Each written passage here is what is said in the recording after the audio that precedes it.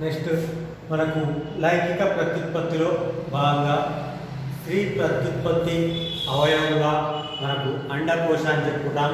అయితే ఇందులో మనం అండకోశము, అదే రకంగా అండకోశంలో ఉండేటువంటి స్థూల సిద్ధ బీజాశయం అంటే అండం, అదే రకంగా అండంలో ఉండేటువంటి పిండకోశం ఏ రకంగా ఉంటాయనేది ఇప్పుడు గమనిద్దాం.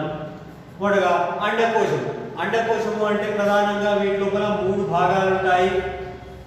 అందులో ఒకటి కీలాగ్రము, కీలము మరియు అండాశయం. అంటే కీలాగ్రము, కీలము, అండాశయం అనేటువంటి 3 భాగాలు కలిగినటువంటి భాగాన్ని ఇక్కడ మనం అండకోశము అంటాం. ఈ అండకోశము సంయుక్తంగా కానీ లేదా విడివిడిగా కానీ ఉండవచ్చు. మనకు సంయుక్తంగా అంటే కలిసిపోయి ఫలదళాలన్నీ కూడా ఒకటి కంటే ఎక్కువ ఫలదాలు ఉంటాయి కాబట్టి అవి కలిసిపోయినప్పుడు మనకు ఒకటి కానీ కనిపిస్తాయి. ఎగ్జాంపుల్ ఇక్కడ ఇది మందార తీసుకుంటే సంయుక్తంగా ఉంది అంటే ఫలదళాలు 5 ఉంటాయి కానీ 5 సంయుక్తమై ఉండి కీలాగ్రాలు మాత్రమే వేరుపడి విస్తరించి ఉన్నాయి. అదే మీరు అనోనా లేదా మన సీతాఫలాన్ని గమనిస్తే దాని లోపల ఫలం మొత్తం కూడా ఒక్కొక్కటి ఒక ఫలదళంగా మనకి చెప్పుకోవచ్చు. ఒక్కొక్కటి ఒక ఫలదళం అంటే అందులో పుష్పాలన్నీ కూడా మనకు ఫలదళాలన్నీ కూడా మనకు అంటే అండకోశాలన్నీ కూడా మనకు అండాలను విత్తనాలను ఏర్పరుస్తాయి. అంటే ఇక్కడ అన్నీ కూడా మనకు విడివిడిగా ఉన్నాయి. అంటే ఫలదళాలు విడివిడిగా ఉంటే మనం అసంయుక్తమని, ఫలదళాలు సంయుక్తంగా ఉంటే మనకు కలిసి ఉంటే సంయుక్తంగా చెప్పిన అంటే ఫలదళాలు సంయుక్తంగా లేదా అసంయుక్తంగా కానీ ఉండవచ్చు. అయితే ఇందులో మనకు అండకోశంలో కీలము, కీలాగ్రము మరియు అండాశయం అనేటువంటి భాగాలు ఉన్నాయి. అయితే ఇందులో కీలాగ్రం పైన పరాగరేణువులు అనేటువంటి చేరిన తర్వాత పరాగరేణువు అనేటువంటి మొలకెత్తి కీలము గుండా ప్రవేశించి అండాశయంలోనికి చేరుతాయి. అండాశయంలో ఉండేటువంటి అండాలు గమనిస్తే ముఖ్యంగా అండంలో ప్రధానంగా అండము లోపలి వైపు ఉన్నటువంటి కురాన్ని అండాశయ కుహరము అంటాం. అండాశయ కుహరంలో అండన్యాస స్థానం పైన అండాలు అనేటువంటి అతికి ఉంటాయి. ఆ అండాలను మనం గమనిస్తే అండాలని మనకి ఇక్కడ స్థూల సిద్ధ బీజాశయం అని చెప్పుకుంటాం. ఆ అండాల లోపల అండాన్ని ఆవరించి ప్రధానంగా ఒకటి లేదా కొన్నిట్లో అండ కవచాలు ఉండకపోవచ్చు. సాధారణంగా 2 కవచాలను కలిగి ఉంటాయి. అండ కవచాలను అండాలను కప్పుతూ 2 కవచాలు విస్తరించి ఉంటాయి. వాటిని మనం అండ కవచాలు అంటాం. ముఖ్యంగా అండము ఎక్కడైతే అండాశయ స్థానానికి అతుకొని ఉంటుందో ఆ కాడ వంటి భాగాన్ని అండ వృత్తము అంటాం. ఇంకా అండ కవచాలు ఒకవైపు పూర్తిగా కప్పకుండా సన్నని రంధ్రాన్ని కలిగి ఉంటాయి. దాన్ని మనం అండద్వారము అంటాం. ఇంకా అండద్వారానికి ఎదురుగా అండదేహంలో ఉన్నటువంటి భాగాన్ని చలాజ అని పిలుస్తాం. ఈ రకంగా అండద్వారము, చలాజ మరియు అండవృత్తము అవి అమరి ఉన్న దిశను బట్టి అండాలను 3 రకాలుగా మనం వర్గీకరించుకోవచ్చు. అందులో అండద్వారము, కలాజ మరియు అండవృత్తము అనేటువంటిది ఒకే సరళ రేఖ పైన నిట్ట నిలువుగా అమరి ఉంటే అలాంటి అండాలను నిర్వక్ర అండాలు అని చెప్పుకుంటాం. నిర్వక్ర అండాలు అని చెప్పుకుంటాం. ఇకపోతే ఇక్కడ అండ వృత్తము, అండ చలాజ, అండద్వారం ఒకే సరళ రేఖ పైన ఉంటే నిర్వక్ర అండం అంటే వక్రంగా లేకుండా నిర్వక్రంగా స్ట్రైట్గా ఉంది అని. అదే రకంగా అండ వృత్తానికి అండ దేహం అనేటువంటిది అండ వృత్తానికి అండ దేహం అనేటువంటిది 180 డిగ్రీల కోణంలో మనకు వంపు తిరిగి ఉంటే అంటే దీనికి ఇది 180 డిగ్రీల కోణంలో వంపు తిరిగి మనకు అండవృత్తము, అండద్వారము పక్క పక్కన విస్తరించి ఉంటే అలాంటి అండాలను వక్ర అండము అంటాం. వక్ర అండము అంటాం.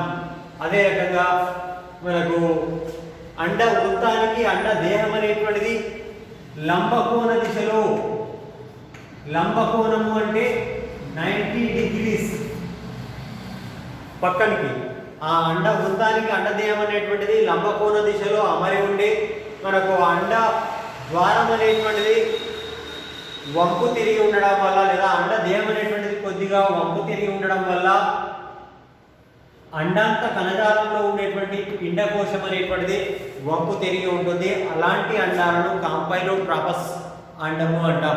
కాంపైలోట్రోపస్ అండము అంటాం. ఈ రకంగా అండాశయం అండకోశంలో ఉండేటువంటి అండాల్లో ఉండేటువంటి పిండకోశాన్ని మనం గమనిస్తే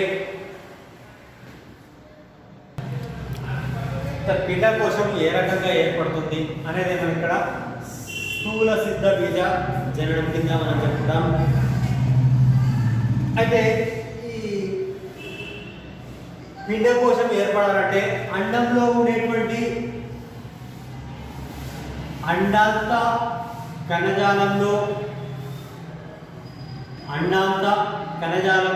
అండద్వారానికి దగ్గరగా ఉన్నటువంటి ఒక కణము సిద్ధబీజ మాతృక కణంగా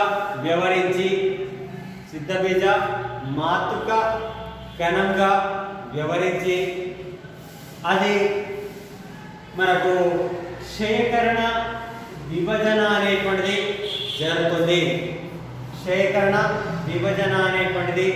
జరిగి ఆ సిద్ధబీజ మాతృక కణాల్లో మనము ఆ క్షేకరణ విభజన జరగాలన్నప్పుడు మనకు సిద్ధబీజ మాతృకణంగా వివరించి అది క్షేకరణ విభజన జరిగి 4 కణాలను ఏర్పరుస్తుంది.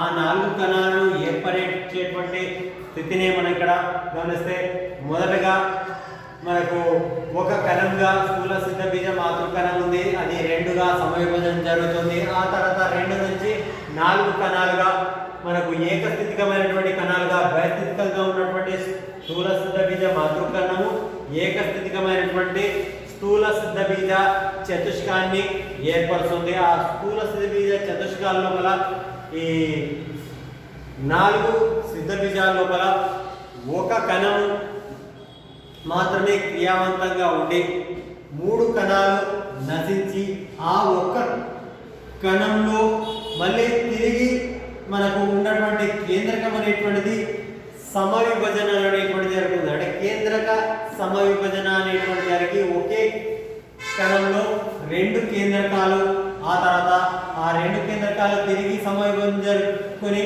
4 కేంద్రకాలు ఆ 4 కేంద్రకాలు మళ్ళీ స్వేచ్ఛా కేంద్రం అంటే కేంద్రక విభజన జరిగిన తర్వాత కణ కవచం అనేటువంటిది ఏర్పరచకుండా మనకు ఆ కేంద్రకాలు అదే స్థితిలో ఉంటే స్వేచ్ఛా కేంద్రక సమవిభజన అని చెప్పుకుంటాం. ఆ స్వేచ్ఛా కేంద్రక సమవిభజన అనేటువంటిది 2 నుంచి 4 4 నుంచి 8 ఏర్పడిన తర్వాత ఆ 8 కేంద్రకాల లోపల 3 కేంద్రకాలు ఒక దిశలో 3 కేంద్రకాలు ఇంకొక దిశ లోపల మనకు ప్రవేశం పొందుతాయి.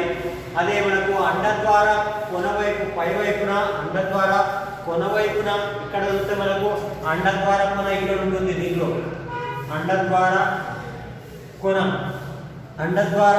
కొనవైపు ఉన్నటువంటి కణాలు మనకు సహాయ కణాలు 2 సహాయ కణాలు ఒకటి స్త్రీబీజ కణంగా వ్యవహరిస్తాయి.